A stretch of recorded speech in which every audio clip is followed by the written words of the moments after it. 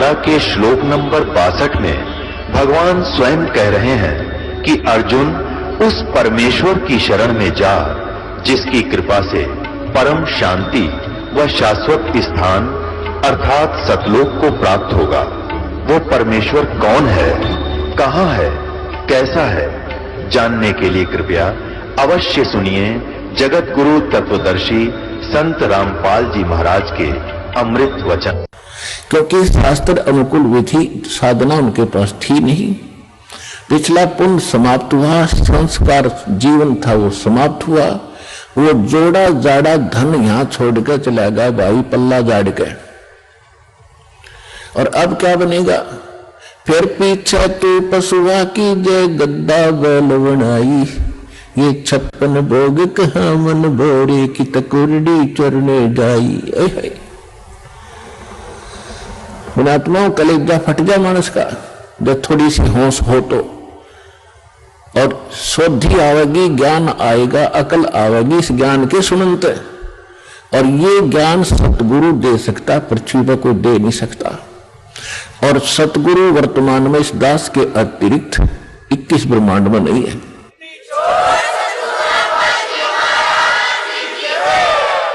जो परमात्मा का कृपा पात्र हो। तो क्या बताया जा रहा है कि कोटि जन्म तन भरमत हो गए कुछ नहीं हाथ लगा रे, कुकर कुत्ता शुक्र सुअर खरगदा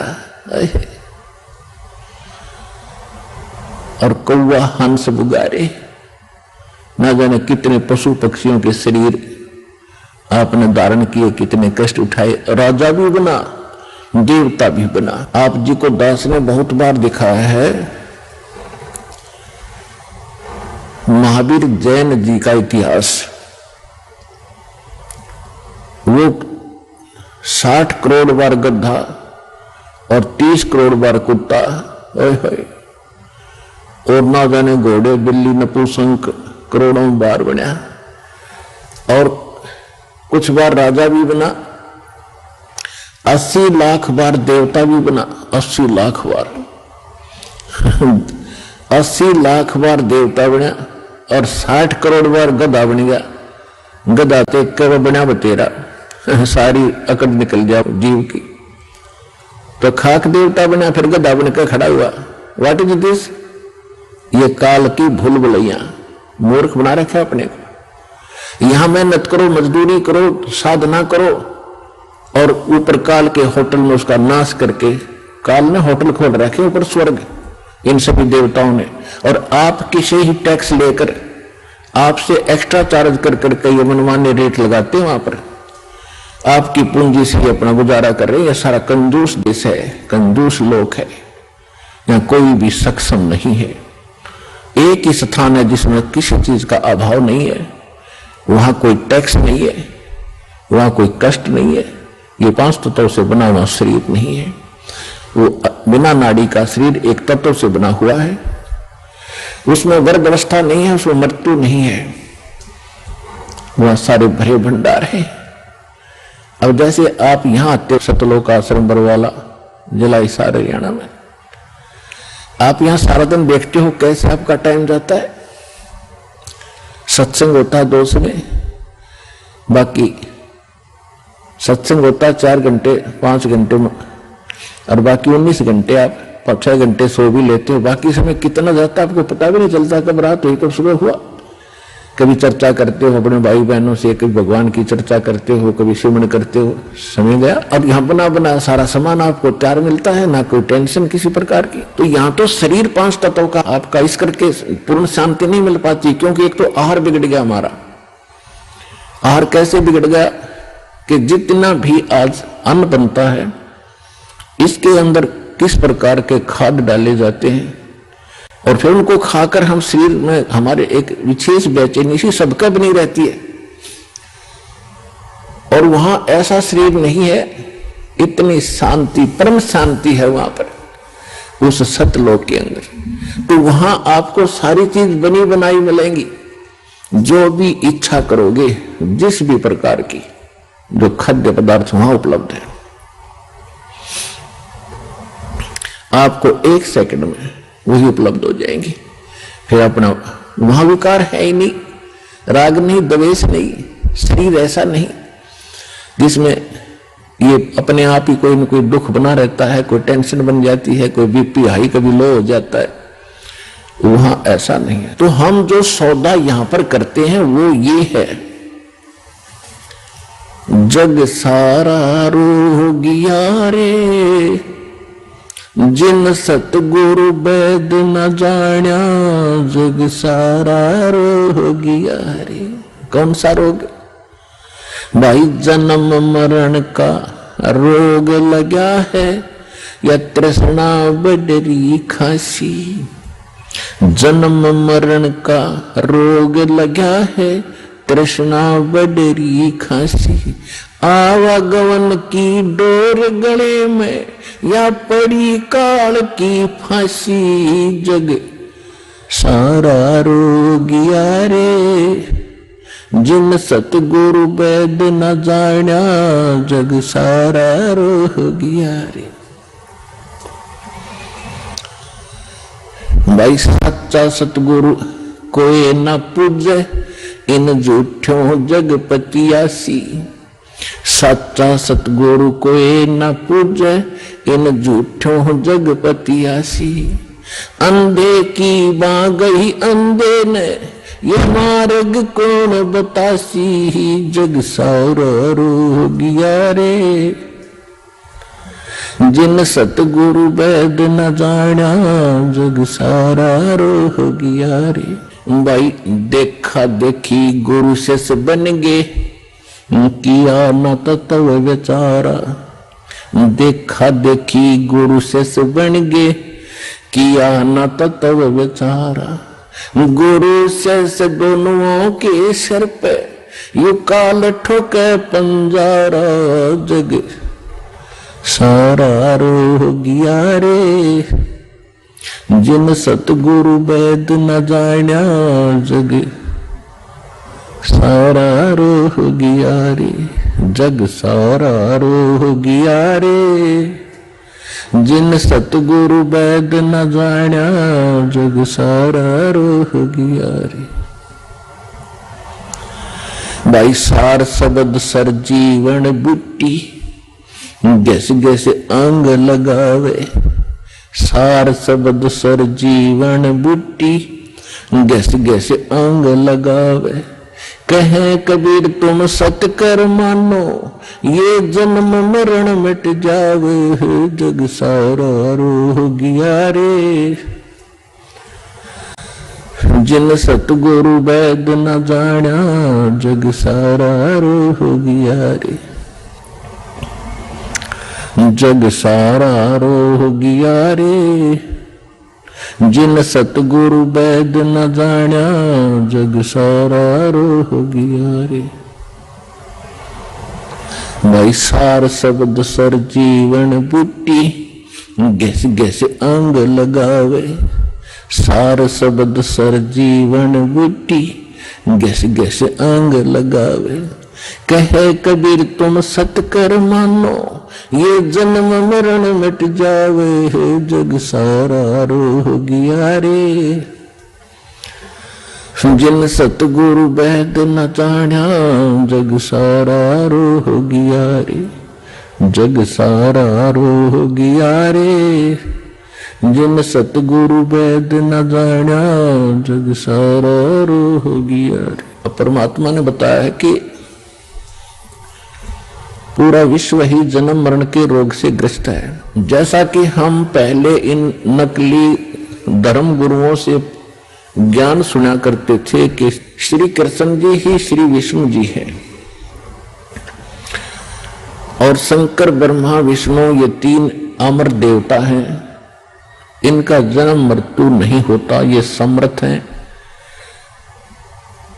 और ये ब्रह्मा जी की पूजा को तो नहीं कराते थे, लेकिन विष्णु जी और शंकर भगवान की पूजा ये हमें करने का सलाह देते थे, राय देते थे। और इनको मृत्युंजय, कालज्ञ, सर्वेश्वर, अंतर्यामी न जाने क्या क्या उपमा दिया करते थे।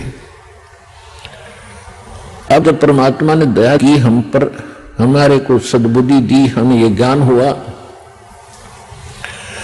और विद्या दी, भगवान ने अक्षर ज्ञान कराया। अब हमने जब सदग्रंथों को देखा परमात्मा के उस ज्ञान की रोशनी में, उस तत्व ज्ञान से जब इनको जांचा तो क्या पाया? ये कहते थे श्री कृष्ण जी ने श्रीमद् भगवद गीता का ज्ञान अर्जुन को सुनाया, तो इससे भी भिन्न पाई वास्तविकता ये थी कि श्री कृष्ण के शरीर में यो काल बोला था। ये काल कौन था? ये 21 ब्रह्मांड का स्वामी है, ब्रह्मा विष्णु महेश का पिता है, दुर्गा देवी जी का पति है, और ये तीनों इनके पुत्र हैं, दुर्गा और इस काल भगवान के। फिर यदि हम ये माने कि श्री कृष्ण जी गीता का ज्ञान बोल रहे थे और श्री कृष्ण जी इज विष्णु, श्री कृष्ण जी विष्णु है ये इनके शब्दों में, तो वो श्रीमद् भगवद गीता अध्याय नंबर 2 के श्लोक 12 में, गीता अध्याय नंबर 4 के श्लोक 5 और 9 में, गीता अध्याय नंबर 10 के श्लोक नंबर 2 में खुद कहता अर्जुन तेरे मेरे बहुत जन्म हो लिए, आगे भी होते रहेंगे, तो नहीं जानता मैं जानता हूं। तो इनका भी जन्म मरण का रोग नहीं कटा, ये भी जन्म मरण के रोग से ग्रस्त है, तो इनसे आगे फिर बचा ही नहीं जो अविनाशी हो। तो इसलिए परमात्मा का ये एक शब्द, एक लाइन पहली बार कोई सुनेगा तो उसको खटकेगा कि सारा जग जन्म मरण के रोग से ग्रस्त है। आज आपको पता चला कि सचमुच सभी जन्म मरण के रोग से ग्रस्त है, इनकी जन्म मृत्यु सदा होती आई है। और परमात्मा गारंटी देते हैं कि हमारे पास एक सार शब्द है, सार नाम है, उसके जाप करने से आपका एक गारंटीड है जन्म मरण मिट जाएगा, यो रोग कटेगा।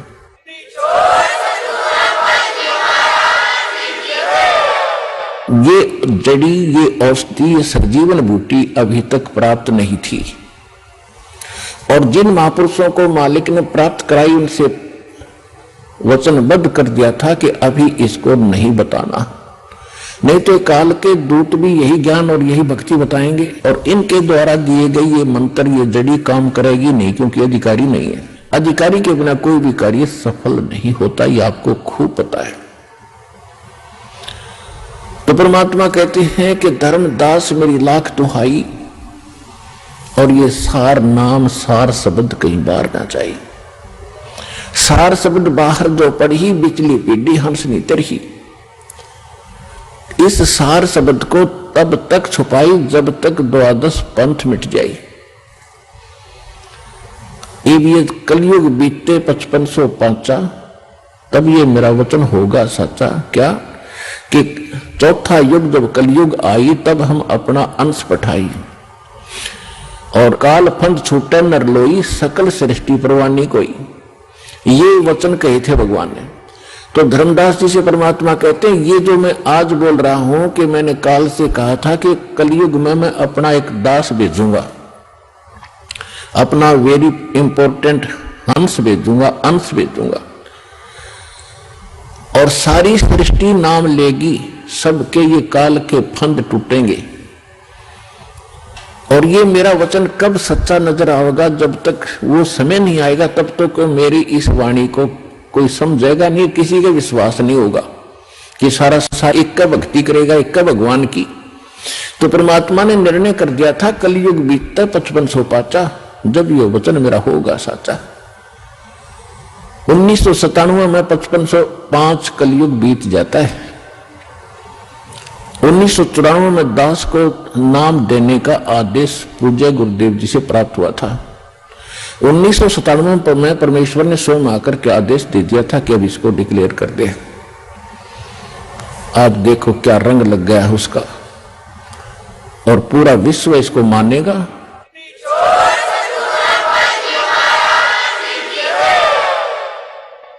परमात्मा ने कहा था कि सोहम शब्द हम जग में लाए।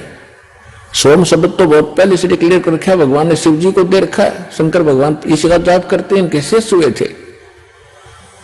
सोहम शब्द हम जग में लाए, लेकिन ये किसी वेद शास्त्र में नहीं है। सोहम शब्द ना गीता में, ना वेद में, ना पुराणों में।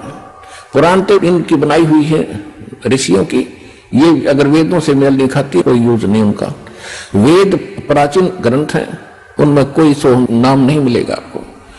और परमात्मा ने आकर डिक्लेयर किया है, और यही ऋग्वेद मंडल नंबर 9 सूक्त 95 के मंत्र 2 में स्पष्ट किया हुआ है कि वो परमात्मा अपनी वाणी के द्वारा बोल बोल के ज्ञान सुनाता, सबको प्रेरित करता भक्ति के लिए, और वो भक्ति के गुप्त नामों का आविष्कार करके देता है।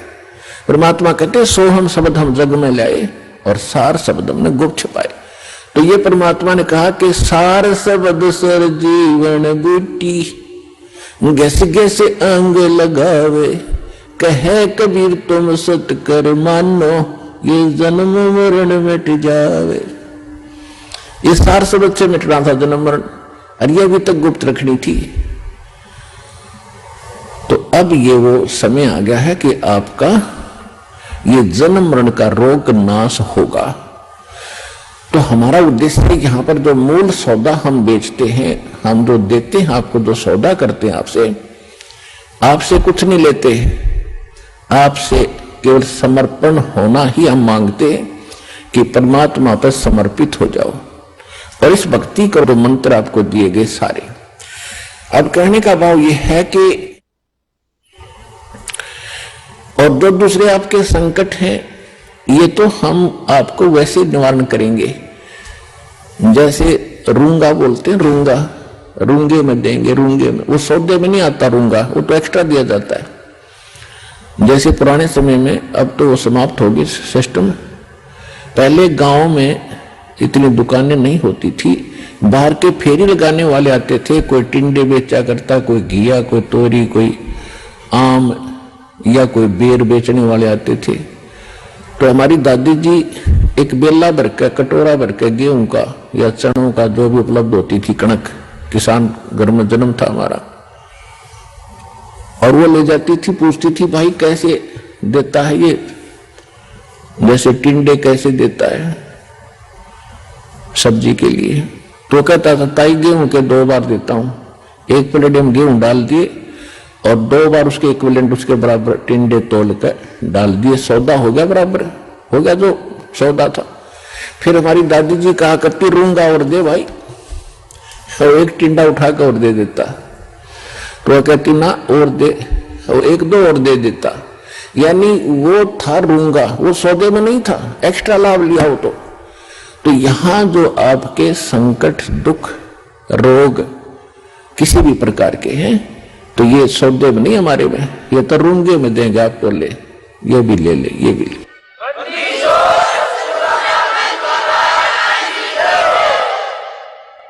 और पुण्यात्मा दास बार बार कहता है ये एक डूब बाट के गीत नहीं है, ये उस समर्थ की महिमा है, उस समर्थ का ज्ञान है, उसके दिए हुए विधि भक्ति मंत्र है, इनसे वही लाभ होगा जो दास बता रहा है, भगवान ने बताया है। अब जैसे जब तक हम सुखी हैं तब तक हम कोई भी भक्ति कर रहे हैं, किसी भी देव की, किसी इष्ट की, या ना कर रहे हैं, तो आपके वही प्रारब्ध के, किस्मत के कर्म ही आपको प्राप्त हो रहे हैं। जैसे किसी ने इन्वर्टर की बैटरी चार्ज कर रखी है, वह फुल हो ली, और फिर चार्जर लगाया नहीं, तो वह फिर भी काम कर रही है, चार्जर हटा रखा है, चार्जर है ही नहीं आसपास भी, और ना चार्ज लगाने की कोई बिजली उपलब्ध है, तो फिर भी वो चल रही है, खूब काम कर रही है, पंखे भी, लाइट भी खूब चल रही है। तो जब तक वो बैटरी चार्ज है तब तक तो नो प्रॉब्लम,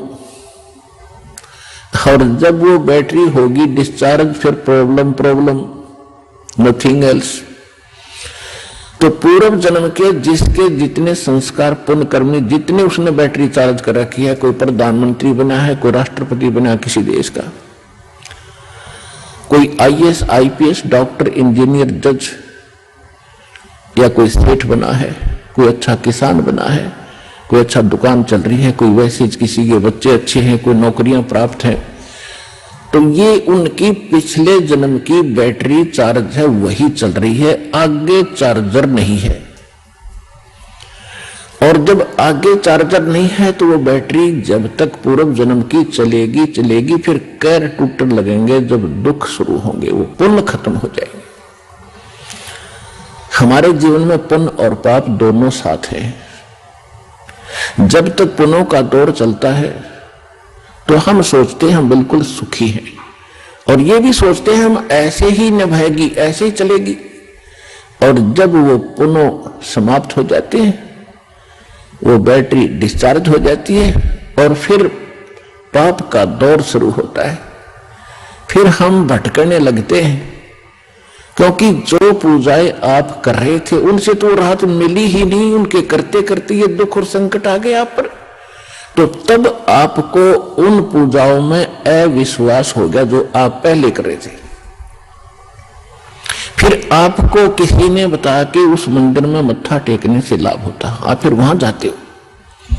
किसी ने आपको बताया कि वैष्णो देवी जाओगे, वहां पहुंचोगे तो आपको बड़ा लाभ मिलेगा, आप वहां पहुंच गए। यानी वो जो साधना पहले करे थे वो छोड़ दी। फिर आपको किसी ने बताया बालाजी जाइए, आप फिर वहां जाते हो।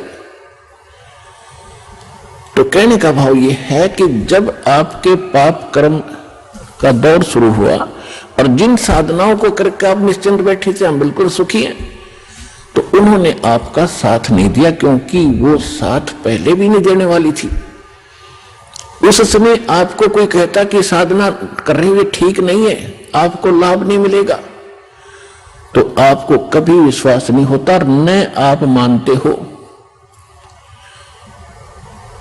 और फिर जब संकट आते हैं फिर आप सभी मान जाते हो। तो कहने का भाव ये है दास का कि आज आप यहां जो आए हैं, आपके पूर्व जन्म के संस्कार व बैटरी कति खत्म हो ली। अब हम देंगे चार्जर उस परम पिता की पावर के लगाने का, ये भक्ति विधि। और फिर आप उस चार्जर को लगाए रखना आखिरी सांस तक, कनेक्शन ना कटने देना, तो आप इस जीवन में सुखी रहोगे और सतलोक चले जाओगे। आपकी भक्ति बहुत बढ़ जाएगी, आपके संकट भी नाश होंगे। तो आप यहां आए हो जो इस ज्ञान को समझ जाओगे। यहां पर दो प्रकार के प्राणी पूरा लाभ उठाते हैं। एक तो ज्ञान समझ कर आते हैं, और दूसरे जो सब जगह भटक भ्रम लिए और कहीं से लाभ मिला नहीं, और फिर वो यहां टिक जाएंगे, अकोर की तक ठिकाना नहीं, सब जगह जा लिया। तो फिर उनकी व्यवस्था होगी, मजबूरी होगी यहां आने की, और यहां आते रहे तो वो लाभ मालिक देगा। फिर हम ज्ञान सुनाते हैं यहां बैठाकर आपको। तो यहां आपसे प्रार्थना की जाती है, जब तक सत्संग चले आप सब चिंताएं और इधर उधर की गल्ला बातें छोड़ के ध्यान से सत्संग सुनो।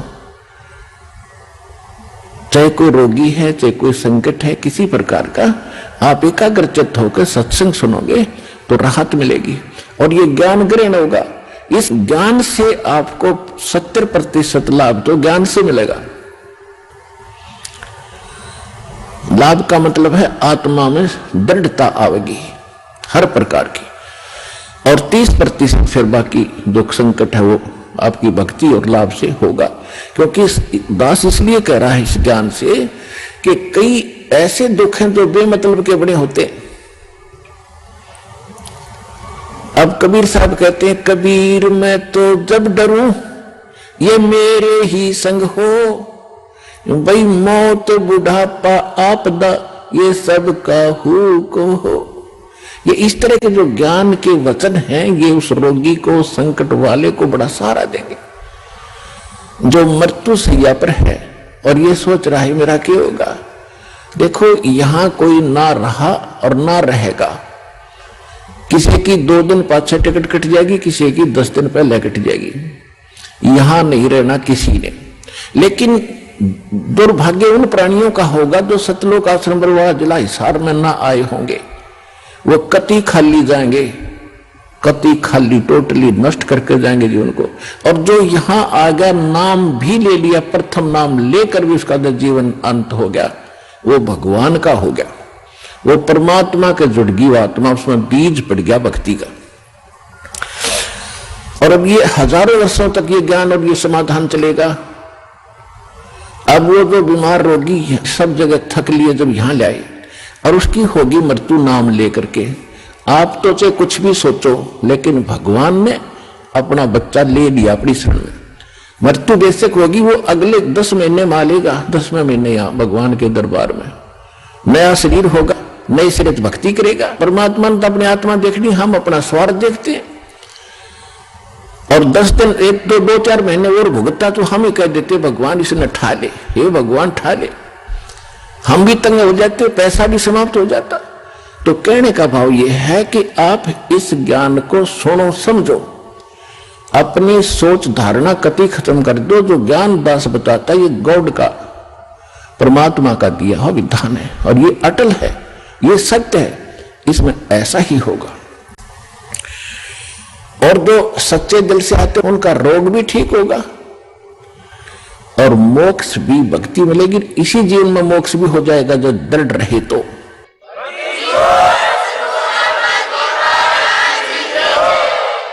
इसके अतिरिक्त और भी बहुत सी, क्योंकि ये विधान है भगवान का और आप हो बच्चे पहली कक्षा, दूसरी, तीसरी के।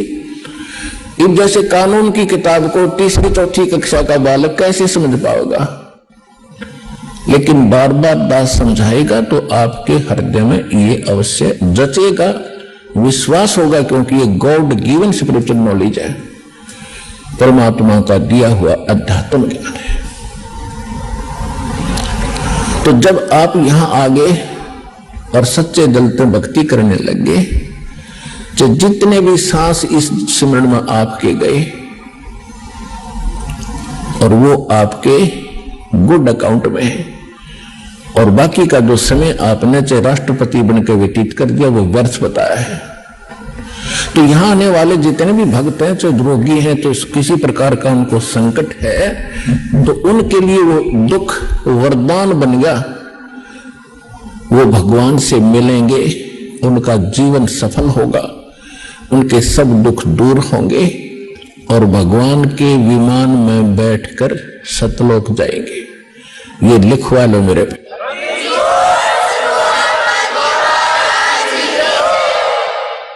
अब इन बातों से आप जी को बड़ी दृढ़ता होगी, ये सच्चाई है। कबीर साहब कहते हैं, कबीर मैं तो तब तो डरूं जब मेरे अकेले के साथ कोई नारी कहानी बनती हो और नीच, बुढ़ापा, आपदा, ये सब का हुक हो, सबकी मृत्यु होगी, सब पर संकट आएंगे और एक दिन सब ने यहां से ये वृद्धावस्था भी सब में आओगी। और जब हमारी शरण में आप आ जाओगे, परमात्मा कहते हैं जब हमारी शरण में आ जाओगे तो फिर आपको इन दुखों से निवारण होगा। अब जैसे मृत्यु भी होगी तो आम व्यक्ति की तरह नहीं होगी जो भक्तिहीन मरा करते हैं।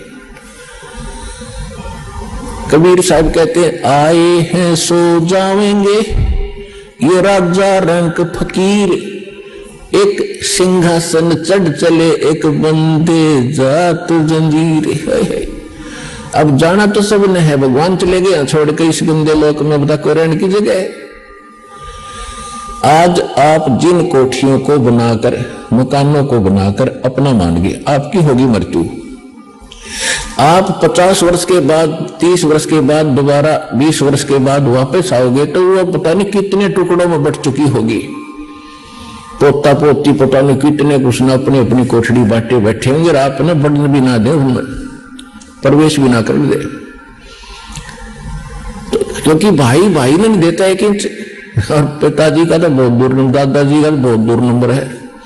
तो कहने का भाव यह है, यहां से मन हटाओ, ये लोग ठीक नहीं, आप यहां मजबूरी और अज्ञानता से फंसे पड़े हो। अज्ञानता भी नष्ट होगी, मजबूरी भी समाप्त होगी, क्योंकि हम समर्थ की शरण में आ चुके हैं।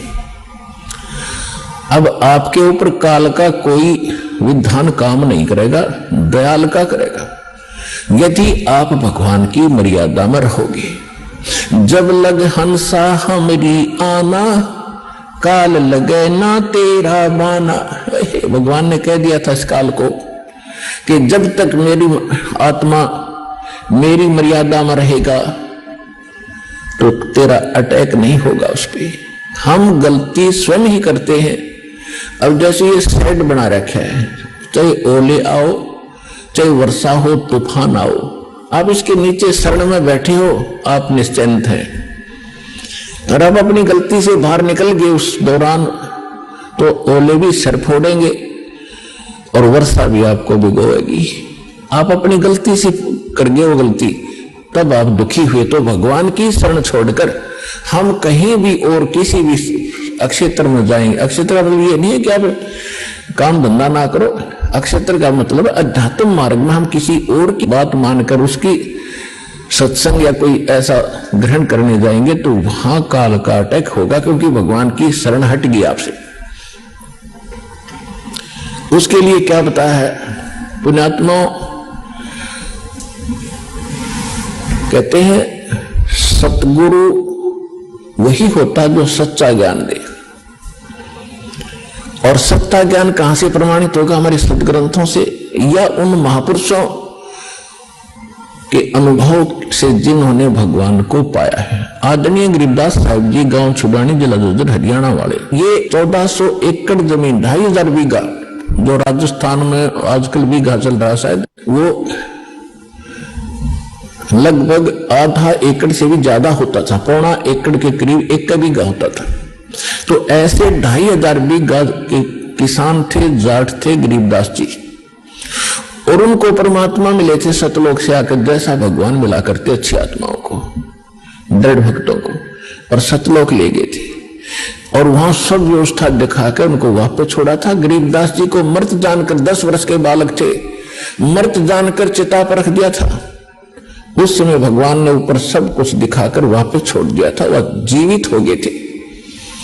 उसके बाद उन्होंने आंखों देखा उस परम पिता कबीर भगवान की महिमा का गुणगान कैसे किया है। पंजा दस्त कबीर का सर पर रखो हंसे, यम किंकर चंप नहीं थारा उधर जावेगा वंशे। गरीबदास जी कहते हैं कि पंजा दस्त यानी हाथ का पंजा, मेर भरा पंजा कबीर भगवान का अपने सिर पे रखना है। प्यारी आत्मा है, हंस आत्मा, ये भक्त, और आपका कुल उद्धार हो जाएगा। आपका तो उद्धार होगा ही होगा, आपके आने वाली संतान का भी 101 पीढ़ी तक आपका कल्याण हो जाएगा।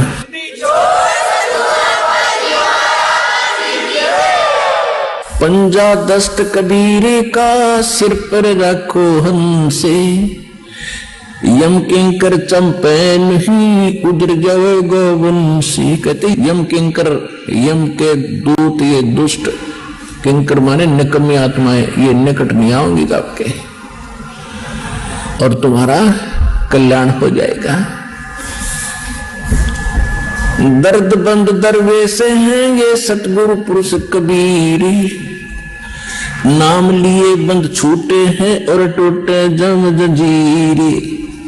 पुण्यात्माओं, ये किसी डूम भाट या मांगने खाने वाले या कोई व्यवसायिक व्यक्ति की बताई हुई कथा नहीं है, ज्ञान जो वाणी दास बोल रहा है। ये उस समृद्ध और परमात्मा से परिचित उस महापुरुष गरीबदास जी के अनमोल वचन है,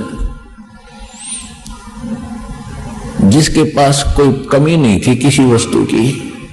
गांव के सैकड़ों लोग उनके खेतों में गुजारा किया करते थे। उस समृद्ध की वाणी है। कोई नहीं सोचा किसी ने अपना खाने पीने के ढंग के लिए ही कोई वटपट कर रखी होंगी, नहीं, परमात्मा को देख कर ज्ञान बताया है। दर्द बंद दरवेश हैं ये सतगुरु पुरुष कबीर, कि दर्द बंद दरवेश, दरवेश माने महात्मा संत, और हमारे दर्द को समझने वाले एक यही महापुरुष है। क्योंकि जो परमात्मा यहाँ आते मनुष्य जैसे होते, वहां भी मनुष्य जैसे हैं, लेकिन यहाँ अपना हल्का तेज पुंज का शरीर बनाते हैं, साधु संत के रूप में रहते हैं, तो सतगुरु की भूमिका भी करते हैं, और भगवान वो होते ही है। तो यहाँ गरीबदास जी ने अपने भगवान कबीर साहिब की उपमा सब तरह से की है। दर्द बंद दरवेश हैं ये सतगुरु पुरुष कबीर। सतगुरु तो यहाँ है, सच्चा ज्ञान देने वाले, और पुरुष माने परमात्मा, और कबीर वो कबीर। दर्द बंद दरवेश है ये सतगुरु पुरुष कबीर। और नाम लिए बंद छूटे हैं ये टूटे जम जंजीरे। उस कबीर परमात्मा के द्वारा बताए गए विधि मंत्र नाम के जपने से आपके सब कर्मों के बंधन नष्ट हो जाएंगे और काल की जंजीर जो बांध रखी है कर्मों की ये खत्म हो जाएगी। सतगुरु पुरुष कबीर हैं ये तीन लोक तत्सारे। कोटि 49 पृथ्वी ये 14 भवन उधारे। गरीबदास साहिब जी कह रहे हैं कि सतगुरु पुरुष कबीर हैं ये तीन लोक तत्सार कि इनके पास इनकी शरण में आने से ही सभी का उद्धार हो जाएगा, सभी प्राणियों का। सतगुरु पुरुष कबीर हैं ये चारों युग परवाने। ये झूठे गुरुआ मर गए और हो गए भूत मसान। जैसे आप जी को राधा स्वामी पंथ के प्रवर्तक श्री शिवदयाल जी का इतिहास दिखाया, बहुत बार दिखाया है।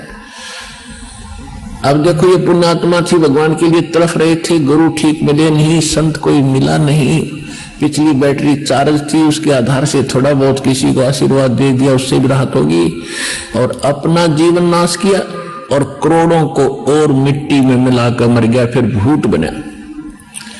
राधा स्वामी पंथ के प्रवर्तक श्री शिवदयाल जी की ही शाखाएं हैं व्यास में, उसी के से एक शाखा निकली है सच्चा सौदा सिरसा डेरा और जगमाल वाली। उसी से शाखा निकली है कृपाल सिंह मिशन दिल्ली में, उसी की शाखा जय गुरुदेव मथुरा में, उसी की शाखा है दनौद के अंदर वो ताराचंद वाली, उसी की शाखा ठाकुर सिंह जो कृपाल सिंह का चेला बागी हो गया था। तो कहने का भाव ये है कि आप भूत बना शिवदयाल जी, और ये कितने जीवों को मिसगाइड करके काल के मुंह में डाल गया। तो यहाँ गरीबदास साहिब जी भगवान कबीर साहिब के बारे में कहते हैं कि सतगुरु पुरुष कबीर हैं ये चारों युग परमाणे। झूठे गुरुआ मर गए वो हो गए भूत मसान। अब वो झूठे गुरु से नकली गुरु से भूत बन गए शमशान घाट में, तो उनके अंतिम संस्कार हो गया, उधर से वह धक्के खाते फिर भूत बन गए। अब कबीर साहब कहते हैं हम चारों युग में परमात्मा आते हैं। सतयुग में सत सुकृत का टेरा, त्रेता नाम मुनिंदर मेरा, द्वापर में करुणा में कहाया, कलयुग नाम कबीर धराया। अब यहाँ गरीबदास जी भी कह रहे हैं सतगुरु पुरुष कबीर हैं ये चारों युग परमाणे। ये झूठे गुरुआ मर गए और हो गए भूत मसाणे। झूठे गुरु के आश्रय कदे न उदर जीवे, सच्चा पुरुष कबीर है ये आद परम गुरु पीवे। सतगुरु पुरुष कबीर की कोई न चल है गैले, बिना पंथ पग धरत है गगन मंडल में सैले। बिना नीम के नगर में ये बसते पुरुष कबीरे, शिव ब्रह्मा दिख थकत है कौन दरेगा धीरे। लख लख योजन उड़त है ये सुर नर मुनिजन संते, ऊंचा धाम कबीर का कोई न पावे अंत। अब क्या बताते हैं कि साधु संत ऋषि महर्षि देवता समाधिस्थ होकर के लाखों लाखों ऊपर कोष्टक योजन तक समाधि में चले जाते हैं, लेकिन वापस थक कर बैठ जाते हैं। जो साधना ये करते ये वहां नहीं जाया जा सकता।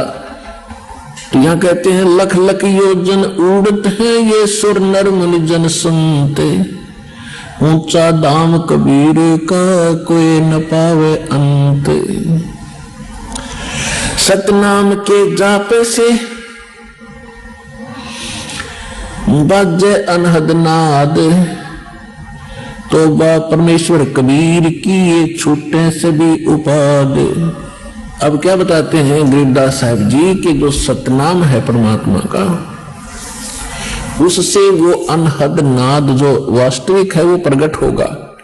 जैसे अन्य नाम जपते हैं जो राधा स्वामी वाले या कोई और नाम ना भी जपते, कान कुन बंद करके अंदर जो धुन सुनते हैं, ये धुन वो वास्तविक नहीं है।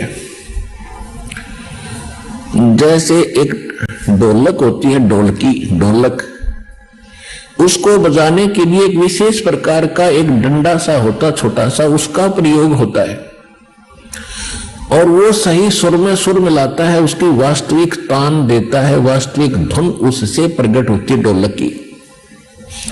और उस विशेष प्रकार के उसके जो विशेष डंडा है उसकी बजाय यदि कोई चप्पल उठाकर उस ढोलकी का लगाएगा तो आवाज तो फिर भी होगी, लेकिन वो ना होगी जो उस और से डंडे तोड़नी थी जो उसके लिए बनाया गया है। इसी प्रकार जो ये भ्रमित हैं, कान बंद करके धुन सुन ले, ये तब ढोलक का चप्पल मार रहे हैं, उनके नाम गलत है। तो सतनाम के जाप से वो बाजे अनहद नाद। जब आपको सतनाम प्राप्त होगा उसके बाद आप भी कान बंद करके देखियो, आपको जो धुन सुनेगी, जो आपने कभी पहले डले ढो रखे उनसे हटकर होंगी, वो आसानी से समझ जाएंगे जो पहले प्रयत्न कर रहे हैं। और फिर जब ये शुरू होंगी वो यहां से फिर रेडा होगा। लेकिन इनको सुनो या ना सुनो, आप अपने बैंक में आपको मालूम है 20,000 रुपये उस दिन जमा कराए, 10,000 उस दिन कराए, 5,000 उस दिन कराए, या डेली आप दिहाड़ी कर रहे हो, आपकी हाजिरी लग रही है, आपकी कमाई होने लगी, उनको रोज देख लो चाहे ना देख लो, वो तो डिपॉजिट हो ही रहा है, वो तो आपका है ही।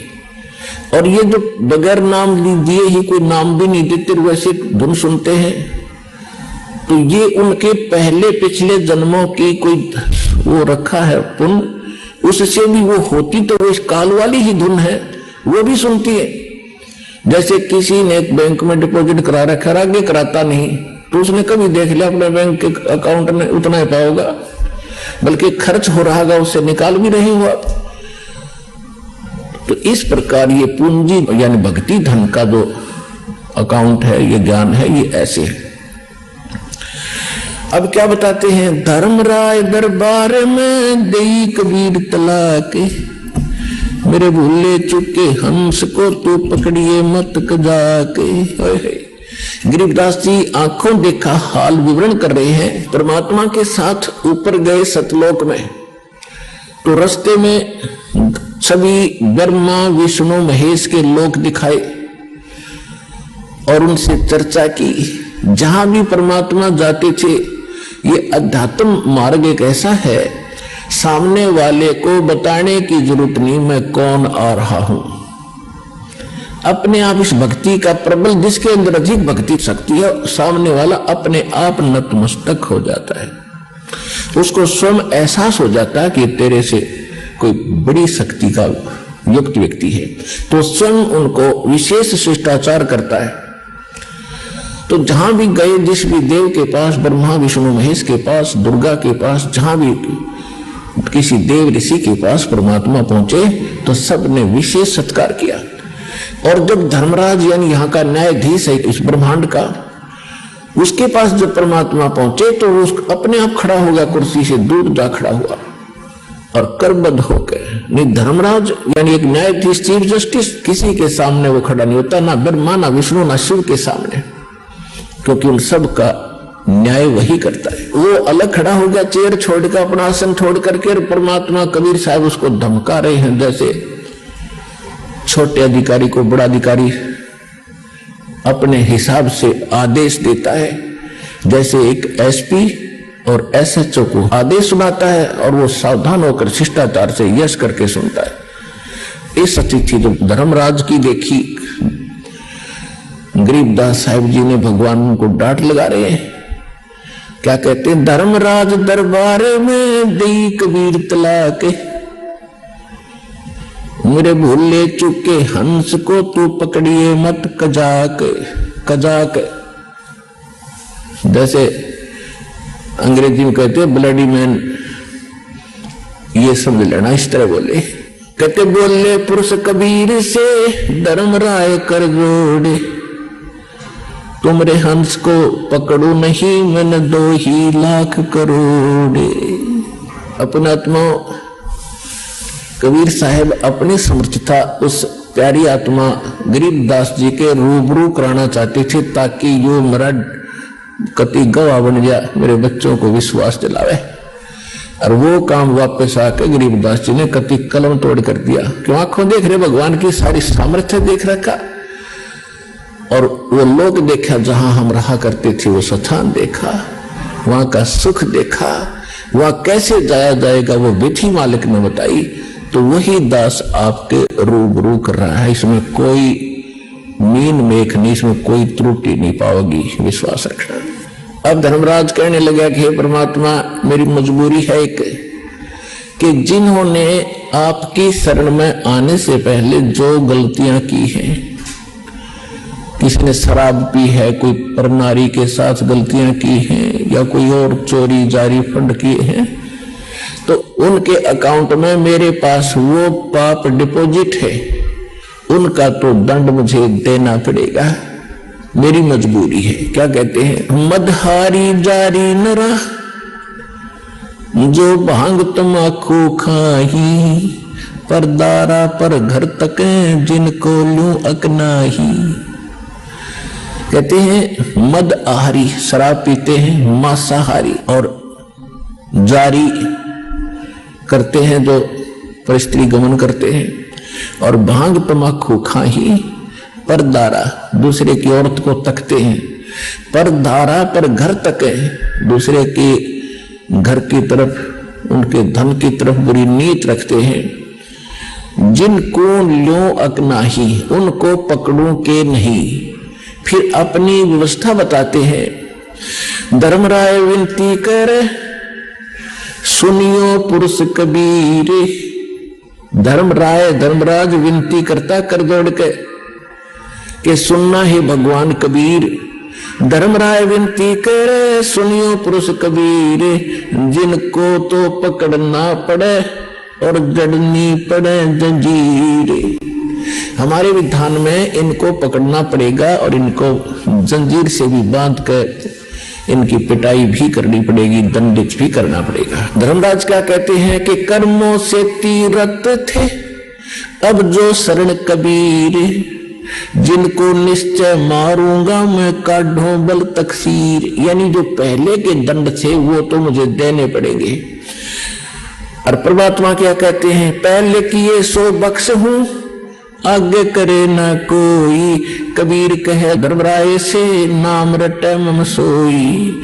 करम बरम ब्रह्मंडे के मैं पल में करहूं नेश, जिन हमारी दुहाई दी सो करो हमारे पेश। अब क्या निर्णय दे दिया, उसको क्या समाधान बता दिया कि करम भरम ब्रह्मंड के मैं पल में करहूं नेश। इनके जो भी कर्म इन्होंने किए हैं गलती से मेरी शरण में आने से पहले, उन सब पर मैं कलम मार दूंगा, क्रॉस कर दूंगा, और वो मेरे पास ले आना इनके कर्मों के अकाउंट को। सो करो हमारा पेश।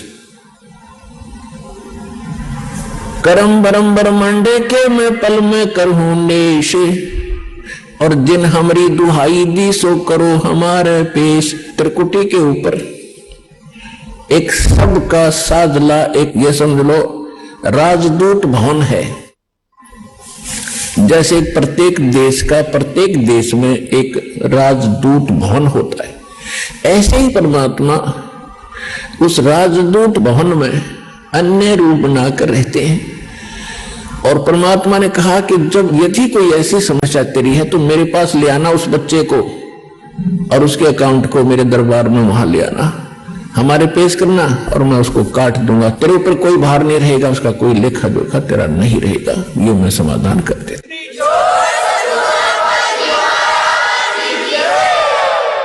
आइए अब हम उन श्रद्धालुओं के अनुभव जानते हैं जो जगत गुरु तत्वदर्शी संत रामपाल जी महाराज जी से दीक्षा प्राप्त कर चुके हैं तथा उनके द्वारा बताए गए भक्ति मार्ग पर चल रहे हैं। नमस्कार जी।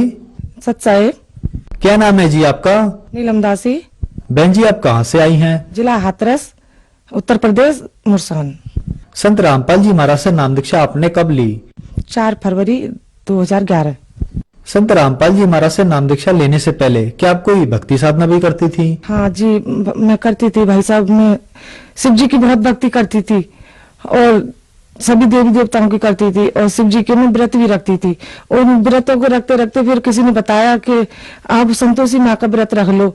मुझे कुछ लाभ नहीं हो रहे थे भगत जी, मैं बहुत परेशान थी और मेरे घर की आर्थिक स्थिति बहुत खराब थी। मेरे पति का मतलब कोई काम नहीं था और हम बहुत परेशान थे और कभी कोई बीमार तो कभी कोई बीमार, मतलब हम बहुत ही दुखी थे। तो फिर आप संत रामपाल जी महाराज की शरण में कैसे आईं? तो भाई साहब हमारे एक रिश्तेदार हैं, दिल्ली में रहते हैं, तो उन्होंने गुरुजी संत रामपाल जी महाराज से नाम दीक्षा ले रखी है। तो वो एक दिन ऐसे हमारे घर पे आए तो हम बहुत परेशान थे। तो उन्होंने देखा कि बोले कि मामी आप तो बहुत परेशान हो, मामा जी आप गुरुजी से संत रामपाल जी महाराज से वो नाम दीक्षा ले लो। तो हम बोले कि इनकी अब हम नहीं ले सकते, हमारे गले पे गांठ थी। तो हम बोले कि हम पहले वैसे दिखाएंगे झाड़ फूक, और गुरुजी तो बताते हैं कि किसी के मतलब वैसे नहीं दिखाना और बस भक्ति करो उससे ठीक हो जाएगा। इनकी पहले हम इसे दिखा लें फिर बाद में हम नाम दीक्षा ले लेंगे गुरुजी से। तो फिर हमने मतलब उनकी बात टाल दी। तो फिर वो अपने मामा जी से बोले कि मामा जी आप सत्संग सुनो और मामी की परेशानी ठीक हो जाएगी और आपके घर की भी परेशानी ठीक हो जाएगी। तो उन्होंने मतलब सत्संग सुनाया, सृष्टि रचना सुनाई। तो मेरे जब तो कुछ समझ में नहीं आई तो उनके समझ में आई, मेरे जो पति हैं उनके समझ में आई। तो बोले कि जो बता रहा है लाला वो अच्छा सही बता रहा है और हम सत्संग सुनाएंगे, पहले फिर चलेंगे गुरुजी के आश्रम में। तो हमने फिर सत्संग सुना टीवी पे संत रामपाल जी महाराज का। तो हम सत्संग सुनते रहे 10-15 दिन हमने सत्संग सुना। तो सत्संग सुनते सुनते एकदम अंदर से ऐसी प्रेरणा आई कि हम अगर गुरु जी के यहाँ संत रामपाल जी महाराज के यहाँ जाएंगे तो हमारी परेशानी दूर हो जाएगी। तो फिर उसी दिन से हमने प्रण निश्चय कर लिया और हम संत रामपाल जी महाराज की शरण में जाएंगे पहले, तो वही हमारा कल्याण करेंगे। फिर हमने फोन किया अपने भांजे से, तो बोले कि मामी आप आ जाओ दिल्ली, मैं आपको ले चलूंगा। फिर वो हमें आश्रम ले गए, फिर हमने संत रामपाल जी महाराज से नाम दीक्षा ली। तो क्या संत रामपाल जी महाराज से नाम दीक्षा लेने के बाद आपको लाभ भी प्राप्त हुए? हाँ सर जी, बहुत लाभ हुए मुझे। मेरे इतने लाभ हुए सर जी, पहले तो मेरी आर्थिक स्थिति इतनी खराब थी कि मैं कुछ भी सामान लाने के से पहले 4 बार सोचती थी और मेरे भगत जी का कोई काम नहीं था। तो हम बहुत परेशान थे। तो फिर एक दिन ऐसे ही हम बहुत दुखी हो रहे थे घर में। तो फिर संत रामपाल जी महाराज ने हमें घर में दर्शन दिए, मुझे दर्शन दिए संत रामपाल जी महाराज ने। तो मुझे ऐसे समझाया संत रामपाल जी महाराज ने कि मुझे मतलब मैं जानती हूँ मैं अपने जीवन में मुझे किसी ने भी नहीं समझाया होगा। मेरी मम्मी है, मेरे पूरा परिवार है, किसी ने नहीं समझाया मुझे इस तरीके से। तो मुझे वो समझा के गए, बेटा घबरा मत, तू भक्ति कर और सब कुछ ठीक हो जाएगा। तो उसके 15 दिन बाद ही गुजरात से फोन आता है। तो मेरे पति वहां चले गए काम करने, तो उनकी वहां जॉब लग गई। फिर वहां से आने के बाद फिर हमारा मतलब आर्थिक स्थिति बिल्कुल ठीक हो गई और हमारा मतलब सही से हम ठीक रहने लगे। और दूसरा लाभ, मेरे गले में यहाँ पे गांठ थी, तो हम वो गांठ से बहुत परेशान थे। मैंने पहले ही बताया था आपको कि मेरी गांठ थी गले पे। तो फिर वो गांठ भी मेरी ठीक हो गई। मैंने डॉक्टर को भी बहुत दिखाया था लेकिन उससे कोई लाभ नहीं हुआ था। जब संत रामपाल जी महाराज से नाम दी चली फिर मेरी वो गांठ ठीक हो गई गले की। तीसरा लाभ ये भगत जी, एक बार मेरे घर में आग लग गई थी, सिलेंडर में इतनी तेज आग लगी थी भगत जी के, खूब उसे बुझाया, पड़ोसियों ने बुझाया, घर में भी हम बहुत कोशिश करते रहे लेकिन वो गैस नहीं बुझी। फिर अचानक से एकदम वो मेरे भगत जी, मेरे पति है, उस सिलेंडर को उठा के बाहर फेंक आए। तो बाहर फेंक आए तो उसमें इतनी तेज आग जल रही थी, थाना पास में ही है, थाने से गाड़ी आ गई। तो वो मतलब उन्होंने फिर गाड़ी, वो आग बुझाने वाली गाड़ी मंगाई, फिर उससे वो आग तक सिलेंडर में आग लगती रही। लेकिन संत रामपाल जी महाराज ने इतनी दया करी कि मेरा पूरा परिवार बच गया। अगर उस दिन सिलेंडर फट जाता तो मेरा परिवार तो जाता ही, साथ में सारी पूरी बस्ती जाती, किसी मतलब सब नाश हो जाता। फिर शाम को संत रामपाल जी महाराज ने मेरे पति को दर्शन दिए और बोले बेटा कुछ भी नहीं हुआ, सब कुछ ठीक है, भक्ति करो परमात्मा की और परमात्मा दया करेंगे। तो फिर मतलब भगत जी, फिर मतलब हम बोले कि देखो भगत जी, मेरे पति ने बताया कि देखो गुरुजी ने दर्शन दिया ऐसे। मैंने कहा तो परमात्मा है, गुरुजी संत रामपाल जी महाराज कुछ भी कर सकते हैं। तो उसके बाद फिर मतलब फिर हमारी वो दिक्कत ठीक हो गई। फिर मेरे पापा जी हैं, ससुर है, 80-85 साल की उम्र है उनकी। तो वो मतलब मानते नहीं थे। हम कहते थे पापा जी आप गुरुजी से नाम दीक्षा ले लो, तो वो कहते थे कि मेरी तमाम भी नहीं छूटेगी। मैं कि छूट जाएगी, आप नाम दीक्षा ले दो लो परमात्मा से, गुरुजी से। तो बोले कि मैं ले लूंगा। फिर ऐसे ही वो टाल देते थे। फिर एक दिन क्या हुआ कि उनके पैरालाइसिस जैसी शिकायत हो गई, मतलब ऐसे गर्दन पे जलन का रोग हो गया उनके और ऐसे बड़े बड़े फलक हो गए। तो मैंने कि पापा जी अब भी मान जाओ, आप नाम दीक्षा ले लो गुरुजी से, आप ठीक हो जाओगे। तो बोले कि ठीक है मैं ले लूंगा नाम, और पहले मैं ठीक हो जाऊं। मैंने कहा ठीक हो जाओ। फिर हमने डॉक्टर से दवा दिलवाई तो थोड़े वो मतलब आराम हो गया उनको, तो आराम हो गया। फिर हमने उनसे कही अब गुरुजी से नाम दीक्षा ले लो, तो बोले कि नहीं मेरी तंबाकू नहीं छूटेगी। मैंने कहा आप ले तो लो, फिर छूट जाएगी। फिर उन्होंने नाम दीक्षा ले ली। फिर उसके बाद 10-15 दिन दवा खाई थोड़ी डॉक्टर की, और गुरुजी से प्रार्थना लगाई और अमृत जल दिया परमात्मा का, वो बिल्कुल ठीक हो गई। उसके फिर 2 साल बाद उनके एक दिक्कत और बनी। 85 साल की उम्र है, बुजुर्ग है वैसे, लेकिन परमात्मा ने उसको भक्ति के लिए उम्र बढ़ाई। और एक नाक पे उनके यहाँ पे फोड़ा सा था, बहुत दिन से था, वो बताते थे कि मतलब उनने जब से होश संभाला उस तभी से था, तो अब आगे उनकी दिक्कत बढ़ गई। तो वो मतलब उसमें से पानी सा खून सा निकलता रहता था। तो फिर हमने दिखाया, वो बोले कि इसमें से खून निकलता रहता है, मुझे दिखा दो कहीं। तो मैंने कहा चलो दिखाते। फिर मैं दिखाने लगी हाथरस में, फिर उनके टेस्ट करवाए तो एक डॉक्टर ने तो मना कर दिया कि नहीं मैं नहीं देखूंगा, इनको हाथरस ले जाओ। फिर मैं दूसरी जगह ले गई, तो वहां पे फिर उसने कहा कि इनके कुछ भी हो सकता है, कैंसर वगैरह हो सकता है, पहले उनका चेक होगा। तो फिर मैं कही चलो ठीक है आप चेक करो। तो उन्होंने चेक किया, फिर 8 दिन बाद उन्होंने रिपोर्ट दी। तो फिर वो रिपोर्ट लेके आए तो उन डॉक्टर ने उनको ही बोल दिया कि बाबा आपके कैंसर है। तो वो सुन के वो घबरा गए अंदर से, और हमने कहा कि पापा जी आप संत रामपाल जी महाराज के शरण में हो, घबराओ मत, ठीक हो जाओगे। तो बोले कि हाँ मैं ठीक हूँ, मुझे कुछ नहीं होगा। तो वो ऐसे ऊपर से तो सावधान थे, लेकिन अंदर ही अंदर घुटते रहे। लेकिन 8 दिन बाद उनकी इससे तबीयत खराब हुई, बहुत ज्यादा तबीयत खराब हो गई कि चलने फिरने के लायक भी नहीं रहे वो, और मतलब टट्टी पेशाब उनका सब निकल गया बिस्तर में। तो फिर हम उन्हें कोसी ले गए इलाज के लिए, हॉस्पिटल में एडमिट किया। फिर उनको हॉस्पिटल में जाके आईसीयू में भर्ती कर दिया। 3-4 दिन तक आईसीयू में भर्ती रहे वो। फिर हमने कहा कि गुरुजी से प्रार्थना लगाते संत रामपाल जी महाराज से। फिर हमने संत रामपाल जी महाराज से प्रार्थना लगाई, और वहां से जवाब आया कि बेटा ठीक हो जाएगा और भक्ति करो और परमात्मा की, परमात्मा दया करेंगे। तो फिर उसी दिन फिर मैंने डॉक्टर से कहा कि डॉक्टर साहब हमारी छुट्टी कर दो, कि अभी ये इस स्थिति में नहीं है कि इनकी छुट्टी करी जाए, नहीं आप निकाल दो। मैंने कि हम अपने घर ले जाएंगे। फिर हमने ज्यादा जिद की तो उन्होंने आईसीयू में से निकाल के और बाढ़ में कर दिए। तो वहां से फिर उनको एक दिन फिर हमने वहां रखा। बोले कि आप जिद कर रहे हो और इनको लेकर मन जाओ, इनकी कुछ भी हो सकता है। मैंने कि हम कुछ भी हो जाए, मैंने कि आप छुट्टी कर दो, हम घर ले जाएंगे। तो फिर हम वहां से छुट्टी करा लाए अपनी मर्जी से। मैंने कहा हमारे गुरुजी करेंगे जो भी करेंगे। तो घर पे आके आप भाई साहब यकीन नहीं करोगे, तब से 2 साल हो गए उनको, अभी तक कोई दिक्कत नहीं है। मैं उनकी रिपोर्ट भी साथ लेके आई हूँ। संत रामपाल जी महाराज की कृपा से उनका कैंसर बिल्कुल ठीक हो गया। मैं उनकी रिपोर्ट भी लेके आई हूँ, आप देख सकते हो। ये आप देख सकते हैं, ये मेरे पापा जी के कैंसर था नाक पे, और अब उनको वो ठीक है, और आप संत रामपाल जी महाराज की दया से। बहन जी, संत रामपाल जी महाराज से नाम दीक्षा लेने के बाद आपको बहुत सारे लाभ प्राप्त हुए, तो जो दर्शक आज आपको देख रहे हैं आप उनको क्या कहना चाहेंगी? मैं तो हाथ जोड़ के प्रार्थना कर सकती हूँ आओ कि संत रामपाल जी महाराज की शरण में आओ। जैसे मुझे लाभ हुए, मैं दुखियारी अपना दुख रो रही हूँ और मैंने बहुत दुख झेले, और आप भी संत रामपाल जी महाराज की शरण में आओ और अपना कल्याण करवाओ। संत रामपाल जी महाराज पूर्ण परमात्मा है। संत रामपाल जी महाराज की शरण में कैसे आ सकते हैं? संत रामपाल जी महाराज के शरण में चैनल पे सत्संग आता है, उस पर नीचे पीली पट्टी आती है, उस पर नंबर आती है। उन नंबरों पे कॉल करके आपको पता लग जाएगा कि कहाँ पे सत्संग होता है और कहाँ से नाम दीक्षा मिलती है, और आपको संत रामपाल जी महाराज से उपदेश प्राप्त होगा। धन्यवाद जी, नमस्ते।